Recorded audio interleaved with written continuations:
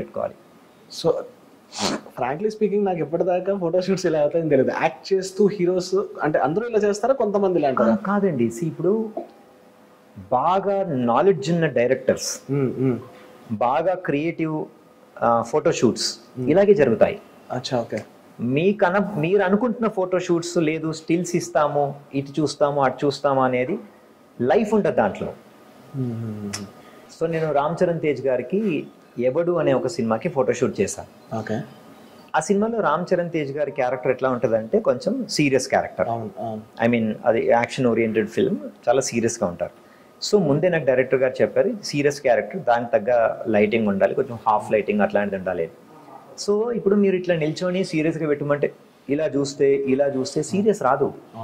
ఒకవేళ వచ్చినా అది ఆర్టిఫిషియల్ సీరియస్ లాగా ఉంటుంది. సో అంత గొప్ప నటులు, అంత మంచి డైరెక్టర్స్ వాళ్ళు ఏం చేస్తారంటే వాళ్ళ సీన్ని ముందే ఊహించి ఒక సినిమాకి యాక్ట్ చేస్తున్నట్టే ఫోటోషూట్ కూడా యాక్ట్ చేస్తారు. ఓకే. మీరు సినిమా అయితే కంటిన్యూగా అవుతుంది కనుక మీకు నచ్చిన దగ్గర కట్ చేసుకుంటారు. ఫోటో అలా కాదు, ఆ టైంని మీరు గమనించి మీరు క్లిక్ చేయాలి. Okay, okay. Do you understand what I'm trying to say? ఆ టైమింగ్ ఉండాలి. ఆ టైమింగ్ అనేది మీకు తెలియాలి యాజ్ ఏ ఫోటోగ్రాఫర్ గా. అది తెలిస్తేనే మీ దగ్గరికి ఇంకో సినిమా వాళ్ళు వస్తారు. ఓకే. లేకపోతే మీరు ఫస్ట్ షూటే ఫెయిల్ చేశారంటే మీ దగ్గరికి ఎందుకు వస్తారు? రారు మీ దగ్గరికి.